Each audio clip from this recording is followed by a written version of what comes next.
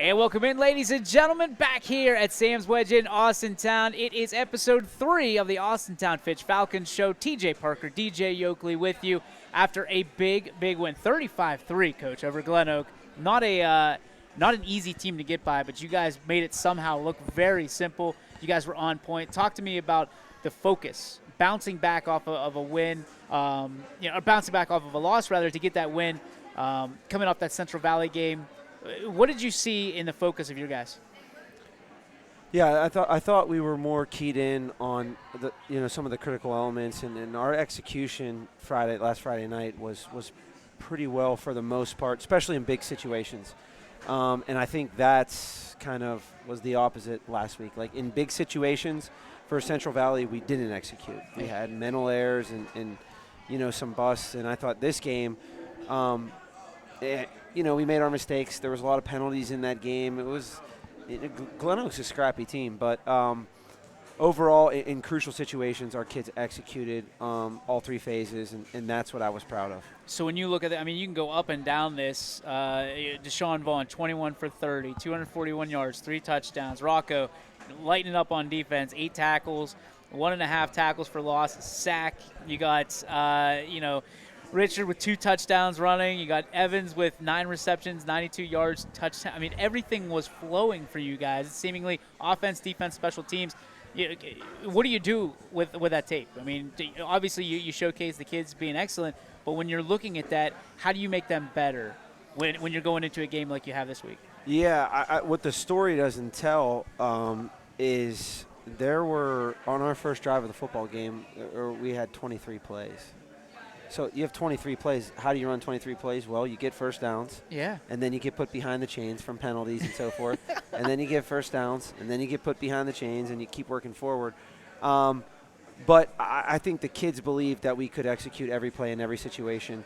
And then when the times presented itself, I want to say we converted, I think it was 4 of 7 third and fourth downs. We converted 2 fourth down fake punts. We had an onside kick that we recovered. So it was like, from that aspect, they were locked in every single play. And that's something that we've been challenging them all year. It's just like not taking plays off mentally. Like every play could mean something. I thought we had a great opportunity to block their kick. They had 3 points. And, you go back to what I'm most proud of was they had 36 plays on offense the entire game. So you had 23 on one drive. 23 on one drive. They had 36 gosh. whole play. We finished with like 82. But the way we used the clock, and we almost took up the whole first quarter. We kept their offense off the field, which was a very good offense. They have some weapons, but they broke 2 long runs. They had 3 explosives in 32 plays. 10% of their plays were explosives. Our guys hustled and ran them out of bounds twice inside the 10. The first time we held them to a field goal, stout defense, did a really good job getting in there. And then the second time was late in the second half, and they'd go do a play-action pop pass to the tight end, and Dan Evans runs right underneath it and picks it and kneels it in the end zone. So it's like, the effort, all of that coming together is kind of what you're showing on tape. Like, see, this is why we preach this. This is why we play this way all the time, because it turns into this. It doesn't only have to be when we're up and we're feeling good. It can be when we're down, when we're fighting, and when it's a tight game. And we're going to need a lot of that this week. So, you got 7 in the first quarter, 7 in the second quarter, 14 coming out of the break, and then 7 in the last. It's nice to have that evenly kind of distributed, but, what I'm hearing is you're not going to apologize for going after points, no matter what the score is. I think that's one thing that when you talk about watching the tape for Central Valley, I think that's where, as a staff, myself, I kind of made the mistake. I think we got comfortable in the first half in terms of after their first drive, we really shut them down. They couldn't find an answer. And then when we got up 20-7, it was like we're really controlling this game. Yeah. And it was one of those things where we felt like our run was there, and it was. They were giving us the box all night, and we didn't execute. And then we kind of let them hang around where we weren't aggressive. It was one of those things we weren't trying to win. We were trying to not lose. And that was kind of our focus coming into this week. It's just like, let's go win the game. Let's go win the game. And we kept our foot on the gas a lot versus Glen Oak. And you know, it you know, it's just you're figuring out every teams as we go on, and that's why you play the game. You know, every year is a new year, and you're figuring out what this team's strengths are, and it's to keep these guys going. You got to keep your foot on the gas. Is it challenging to keep that foot on the gas? I mean, I know it sounds like a crazy question, but like in a world where there's a mercy clock, in a world where you're constantly looking and saying, okay, what can we do? Do you need a game like Central Valley where you're comfortable, now you're uncomfortable? Yeah. To do that. Yeah, I think that's it. You go back to that Central Valley game. I think we got up 14 with like very little amount of time. I think there's 3 minutes left in the third quarter, and we go up 8 minutes left in the fourth quarter. Okay. We go up 14. We score 35. It's 35-20, and at that point it was like, okay, we're here. We did what we wanted to do. They scored. We answered. Yeah. And then all we had to do was kind of make them put a drive together, and they broke an 80-yard run on one play. And now they're down 7, or at the time, yeah, it was 7. With the momentum, and then we get the ball back, and then we don't execute on offense, and they get the ball back and then go on their game-winning drive. So it's just like we got caught there. But, I mean, as a staff, as a coaching staff, as a head coach, you kind of weigh all those options and when is it best to manage the clock and not put your team in situations where you're being so aggressive, you're almost playing yourself out of it. A couple incompletes, stop the clock, a pick, a strip sack fumble, all of that, just taking chances, keeps teams in the game at the same time. So, yeah, it's you live, you learn, you find out what type of team you are, what you can do, what you trust them in doing in certain situations, and you move forward. And I thought we grew from, Central Valley to Glen Oak, and I think that's what it's all about. This is a young team. We've talked about it before. Young. Where have you seen the growth in this team, from top down? Yeah, I think it's getting more comfortable in situations, getting more comfortable in gameplay, and it's the speed. I think it's the speed of the game. At our level, it's demanded to play very, very fast. You have to play fast. And when you're unsure, it naturally slows you down. Yeah. And when you're young and inexperienced, you're playing that mentality of, I don't want to screw up, now I'm a step slower, instead of, actually playing like, I want to make a play. Yeah. Like, I'm going to go make a play. And I thought you saw that a lot more with Glen Oak. We were more comfortable in what we were doing, and the kids were triggering and making plays. How do you crank up practices? I mean, after a game like Central Valley, I'll be willing to bet you cranked up practice a little bit to make sure your guys don't let off the gas. And that, I mean, understanding muscle memory, understanding that they need to have tougher practices than the games. I'm sure those practices last week were pretty challenging. Yeah, I think it's just, I think Nick Saban said it, but like complacency is like, it's the poison to winning. Like you get complacent, and I think that's just what we try to avoid. We have the same practice weeks a lot. There's different focuses depending on what different teams do to us, or where are we struggling at, what do we need to do to get better. But it's being complacent in what you're doing. What is your approach to it? And that's where we kind of challenged them. Like, you need to be locked in every single play. Yep. It's not just going through the motions out here. We're not just practicing to say we practice. We need to practice with a purpose. And, with 15, 18-year-old kids, that's always a challenge. But, as a staff, I thought we responded and really got in the kids, stayed on them. It's a game that should be fun, so you want to kind of keep it light and fun, but losing isn't fun. No. So, that you got to do what you got to do to get these guys locked in and ready to go week to week. We head on to week 4. St. Ignatius waiting for you. They're going to be entering Greenwood Stadium 1-2. Does the record tell the story for them, or when you're looking at this team, what do they have?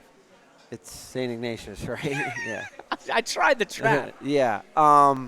This guy's a pro. They're Cleveland St. Ignatius. So their 2 losses are to last year's Division I state runner-up in Springfield, and then they lost to a Pittsburgh Central Catholic team who probably has like 15 Division I athletes on it. Pittsburgh Central Catholic is very, very good.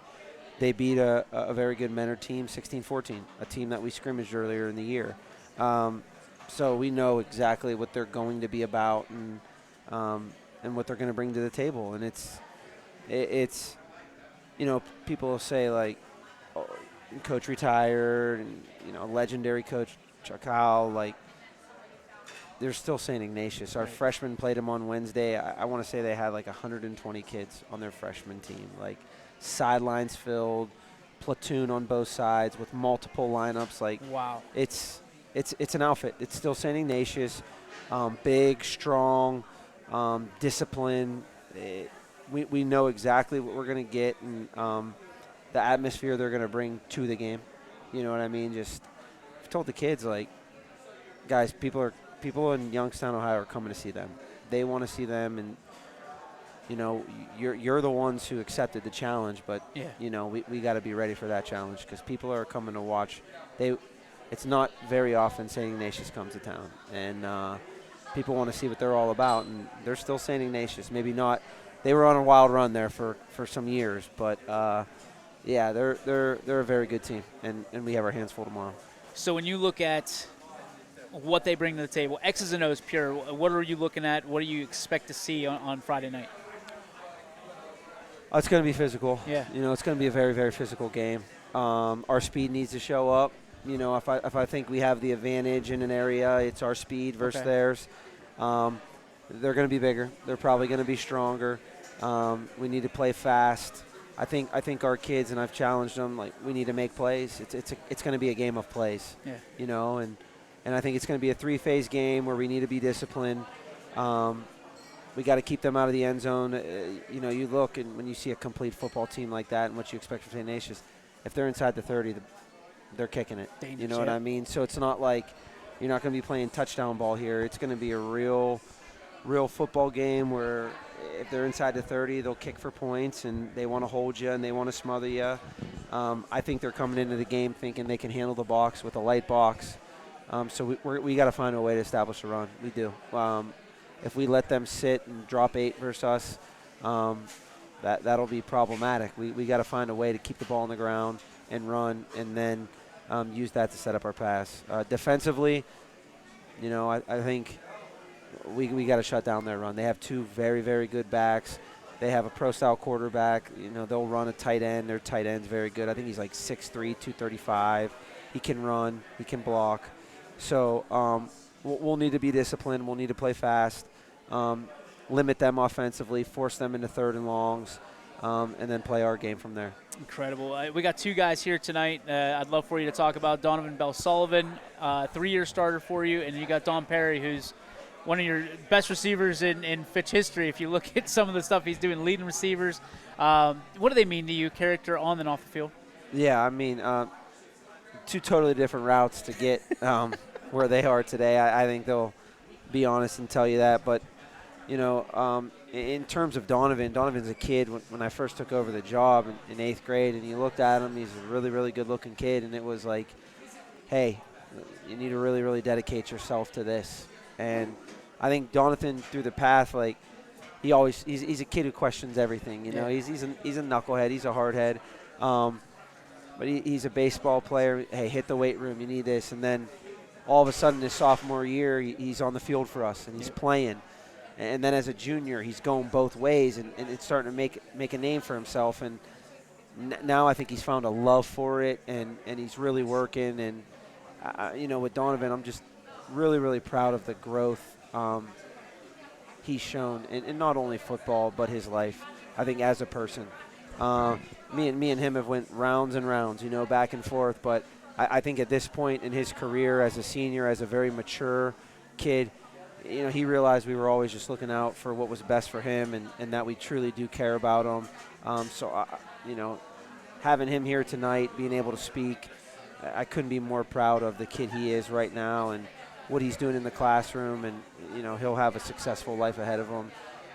In terms of Dom, he's been quiet storm. You'll never get emotion out of the kid. So nonchalant with everything. And, you think of in my career, one of my favorite plays ever was toward the end of his sophomore year, we had lost a receiver, Donnie Ellis, in mid-game, and we're going to close out a Warren Harding game. And, we fully trusted Dom to get it done, but he was, sophomore out there, long, gangly, and it's third down and long, and Devin Sherwood, without hesitation, comes right his way, throws the kid a curl route. He takes it, breaks off a tackle, and takes off down the sidelines to basically ice the game for us. And then from that point out, I think he's just grown as a player and earned the trust and respect of everyone. You'll never get a word out of the kid. I mean, he's quiet. Whatever you say, he's so coachable. He'll do absolutely what is best for the team. And I think when I think of Dom, it's just like he's the ultimate teammate. He cares about winning. He cares about his brothers. Cares about his hair. Look at him over there. He's checking it out. No, My gosh. His hair, his tan, he's a complete pretty boy. Like, there's no doubt about that. I've seen more of his ankles out on the football field than anybody else's. I love it. Yeah, Who's got the better hair? Oh, Dom.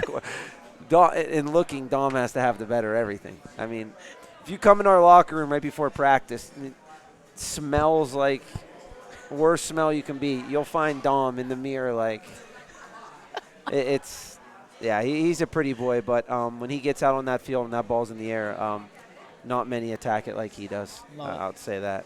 All right, 2 questions for you tonight off topic. First one, if there's a television show that you could be a part of, that you could play in, what is the TV show and why? Any show. Man. First off, I'm not. You're not going to believe this. I'm not a big TV watcher. I'm not. You watch so much film. It's like I show off to the TV, and then now with 4 kids, I'm always watching. Bluey. You're watching Bluey. All there's PJ Masks. Yep, there it is. Gecko. But, oh, man, if there's a TV show that I can be in, Hard Knocks would be pretty cool. That's a good one. But would you do it the Hard Knocks? If they came to you and said, we want to do Fitch Hard Knocks, would you let them do it? If we did Fitch Hard Knocks any years in the past 4 years, it'd be the #1 show. I can promise you that, and any people involved in our organization would guarantee that. It would have been the #1 selling show, maybe of all time. Netflix, yeah. I love it. But, we things have settled. We're all right. But, man, that's a good question. Seinfeld guy? No. No? Okay. I mean, I like Seinfeld, but no. I can't. There's no TV shows like White Noise that you just watch to hear in the background? No, there really isn't. Wow.